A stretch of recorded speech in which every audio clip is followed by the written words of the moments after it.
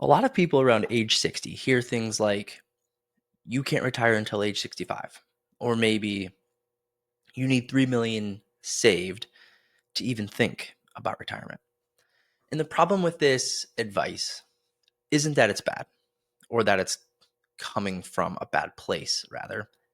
It's that it's entirely incomplete and sometimes just wrong. I'm Nick George, founder of Clear Mind Capital, and we work with people approaching retirement who simply just want to know where they stand, what options they have, and how those numbers can support the life they want to live next. And in this video, I'm going to show you what that actually means using a real example. I talk a lot about having a plan, building a financial plan. But if you've never had one built before or seen how that conversation goes, well, that phrase just doesn't mean much. So I want to take you behind the curtain a little bit and show you what a real retirement planning conversation looks like at Clear Mind Capital. We're going to be meeting with Tom and Lisa, both age 60, and they have roughly $1 million portfolio referred to us by some friends, coming in with rather a simple question, although it can feel like a heavy one.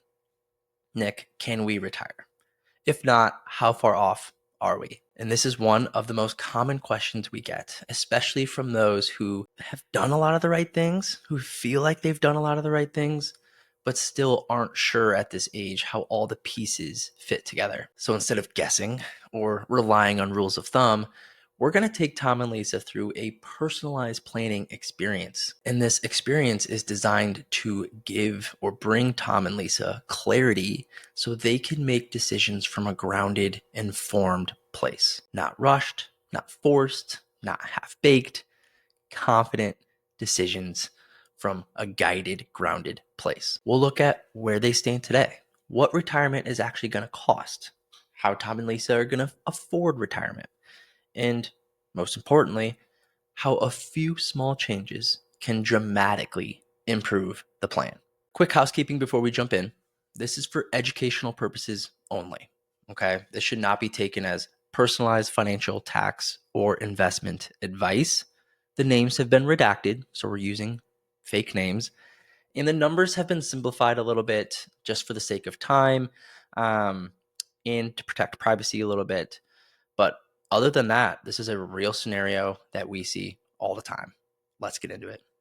The first thing we want to do is take inventory of what Tom and Lisa have built so far. What resources do Tom and Lisa have from a high level? And the easiest way to do this is through a balance sheet. And this is what our balance sheets look like. So we have Tom here, age 60, and Tom has his own account, which is just the 401k at his job for $482,000.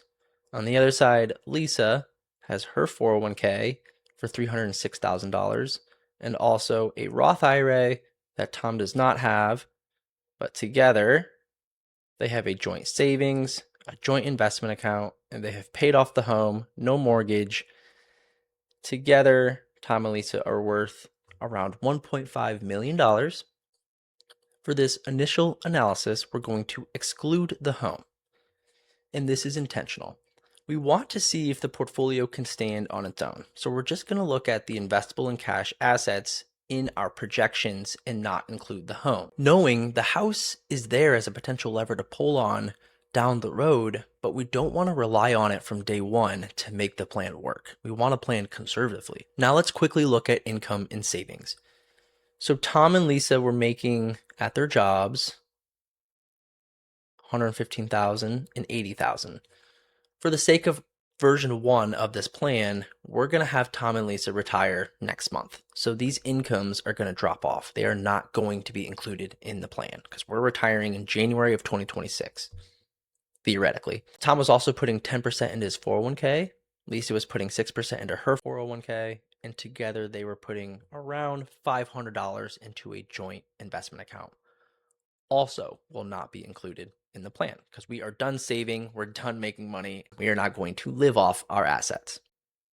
However, we do include Social Security in the income section because it will eventually be income. Tom and Lisa have between the ages of 62 and 70 to file for Social Security. For Tom, We have him filing at age 70, so the latest possible age to file. And based on the Social Security statement he sent to us, he will be receiving around $2,800 a month from Social Security. If you've never seen a Social Security statement or never logged in, you can do so by visiting this website right here. For Lisa, we have her filing at full retirement age, which nowadays is age 67. And based on her Social Security statement, Lisa will be receiving around $2,100 a month. Now, what is retirement actually going to cost? When we have this conversation, sometimes it can be hard to know what you might need on a monthly basis in retirement. Whether you start with 80% of the household income you were making, there's some rules of thumb. But Tom and Lisa had a pretty good understanding that they would need $8,000 a month after taxes to run the show. Throughout this conversation, we were talking a little about what they wanted to do. There were still more ideas to be formed. They did talk quite a bit around travel and vacation. So we just decided to add a line item here and revisit it later. Now that we have a better understanding of Tom and Lisa's financial picture, we're going to take those inputs and build an analysis, build out a financial plan. And a financial plan isn't just, all right, set it and forget it, here it is. We're going to create a first version and we're going to work from that. And we're going to have conversations with Tom and Lisa and continue to refine, edit until we have a plan that Tom and Lisa feel great about. To start, we're going to zoom out and look at their cash flow year after year. And we're going to split this in half. Okay, so the left of this line, you'll see cash inflows, and to the right of this line, you'll see cash outflows. Cash inflows is, of course, what's coming in the door, and cash outflows is, of course, what's going out the door. And as mentioned, in 2026, we have turned off their paychecks. They're retired, cold turkey. So we have nothing coming in the door. However, bills still need to be paid. Expenses don't stop. $8,000 a month is around $96,000. As we have this conversation with Tom and Lisa, specifically within the cash flow, we're going to point out a few things. First and foremost, the first 6 years here where we see a bunch of zeros, we call these gap years. And the reason being is because this is the gap we have to fill more with the portfolio via portfolio withdrawals before Social Security kicks in. If you remember, at age 67, Lisa, we have her Social Security starting. I think her birthday is in September, so she gets a couple of payments, and then at age 68, she gets a full year's worth of payments. Same with age 69. At age 70, that's when we have Tom's kicks in. And then at age 71, they're humming with both Social Security payments coming in. So the first 6 years is going to be more strenuous on the portfolios until Social Security starts. So this number here is basically telling us what we're going to be needing to take out of the portfolios to support Tom and Lisa's retirement. A couple other things we'll point out is we inflate expenses year after year because the cost of living never stays the same, and that's why expenses continues to go up. And you'll also see that this timeline will run out at age 92. That's when we have Tom and Lisa walk the plank. Kidding, but it's about a 32-year time horizon, age 60 to 92. We're going to take this a step further and share with Tom and Lisa specifically just the portfolio, because that's really what we're looking at right now. We want to stress test based on our inputs. So the $8,000 a month, we're retiring, next month. How does the portfolio fare? Well, we have that $1 million starting balance. We're taking out $96,000. The portfolio is returning 64 via the market for an ending balance of 972,000. If you just do the quick math, okay? And we're going to do this every year. We throw an assumed rate of return to get this portfolio return. And as we go down, we want to see when this ending balance hits 0. And it's showing that Tom and Lisa are potentially going to run out of money at age 88. Let's look at this more visually. Now, this is just a visual chart showing what we really just looked at. So we have that starting balance of around $1 million. Year after year, we're drawing from the portfolio. Social Security kicks in, which smooths out the timeline a little bit, pushes out the longevity, but we're still looking to run out of money at age 88. Now, this is nothing that Tom and Lisa need to panic over or freak out about, because as you're about to see, a few small tweaks can make a huge difference in the plan. It's probably not something that we would go ahead and recommend Tom and Lisa doing, but we said, look, let us show you what just working an extra 2 years for both of you does to the plan. So we're going to put 63 in here because we need 2 full years of working. We can't put 62. We have to put 63. But what does this just do in terms of the change of the longevity of the plan?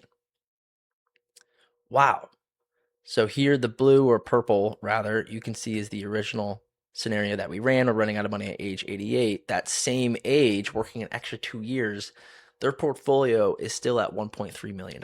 So not only is that doable, Tom and Lisa, but we're probably overdoing it. I joke, you do not get a trophy for being the richest person in the graveyard. So now we have this guardrail or this range that Tom and Lisa can now work with to really customize what they want to do. They know they're not going to retire next month. We just wanted to see if they could do it. It's not something that we would recommend. But they came back and said, okay, this is really good to know, Nick, because Lisa doesn't like her job. Tom is happy to go another 2 years.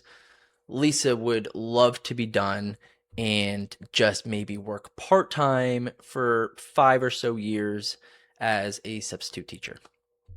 We said, great, let's look at what that does. So we're going to say, okay, Lisa, we're going to say you retire at age or next month if you want. We're going to say you're going to bring in $25,000 a year for 5 years as a substitute teacher. Let's check it out.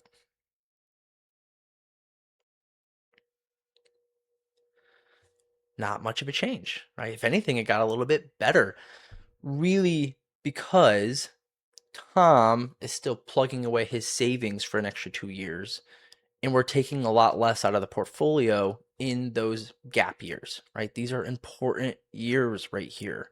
So if Lisa's going to continue to work, it's less stress on the portfolio. Tom and Lisa feel good about this plan. Tom's going to work an extra 2 years. Lisa's going to be done, maybe go be a substitute teacher, but they feel good about doing this. They feel much more confident around doing this. So we're going to look at that same table that we looked at earlier, beginning balance.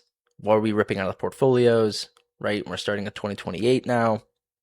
In the portfolio term, that ending balance. This is what was showing Tom and Lisa running out of money at age 88.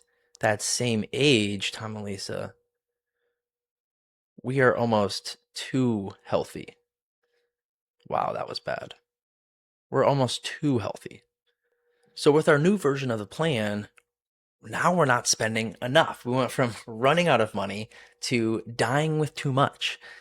And we go back to Tom and Lisa and say, remember that conversation we were having around travel and vacation, and we weren't really too sure what to do yet because we were unclear of our current capacity? Well, now that we have a better idea of your financial picture, Tom and Lisa, what if we say, okay, we're going to send you an extra $20,000 a year on top of the $8,000 a month for just pure travel and experiences.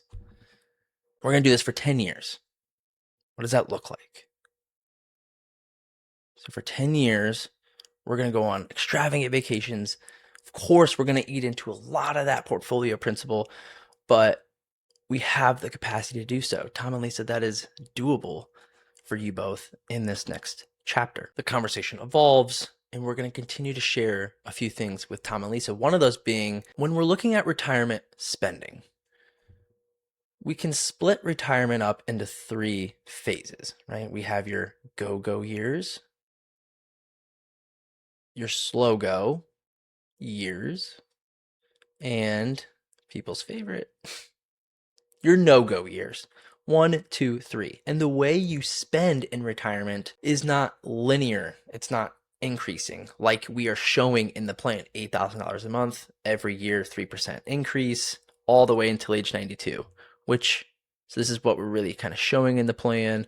And the reality is it's going to be like this. Another thing we might look at is what's called a Monte Carlo analysis. Now, this is not something that we're going to take as the gospel or really hang our hat on. But what this is really sharing is this is what we currently had and that we're running out of money at age 88 versus our changes that we made. And now here is our new plan. Probability of success can oftentimes be miscommunicated. You have a 60% chance of this happening. It's more of there's a 40% chance that we might have to make some changes along the way, which, newsflash, we're most likely always going to have to be making changes. I mean, life changes, whether interest rates rise or the market has a bad year, so on and so forth. With external risk factors, there might be a 40% chance that we have to make some changes because we are not necessarily bulletproofing this plan with guarantees, which lessens risk, but of course, lessens return, lessens portfolio growth. Last but certainly not least, Tom and Lisa just had a few questions around the guidance throughout. Nick, are you going to be with us when we need to enroll in Medicare? Yes, Tom and Lisa, we're going to be right there with you and give you exactly the directions needed to get you guys set up and enrolled when you both are about to turn 65. Same with Social Security filing, same with required minimum distributions. Don't worry about a thing. We are going to be right there with you every step of the way. So is $1 million enough to retire on? Sometimes yes, sometimes no.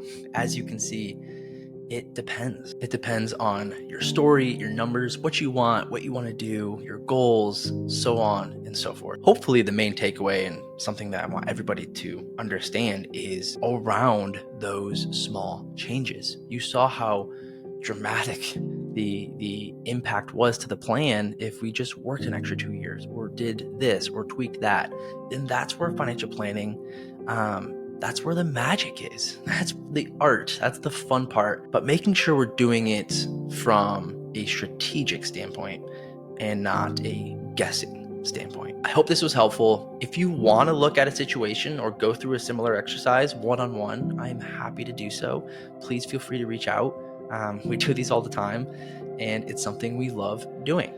So never hesitate. With that, let's have a great 2026. Thank you all for your support. Appreciate you guys. Bye.